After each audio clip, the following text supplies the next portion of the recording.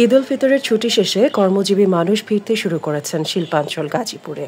দেশের বিভিন্ন জেলা থেকে ফেরার সময় পথে কোনো ভোগান্তি পোহাতে হয়নি বলে জানিয়েছেন তারা।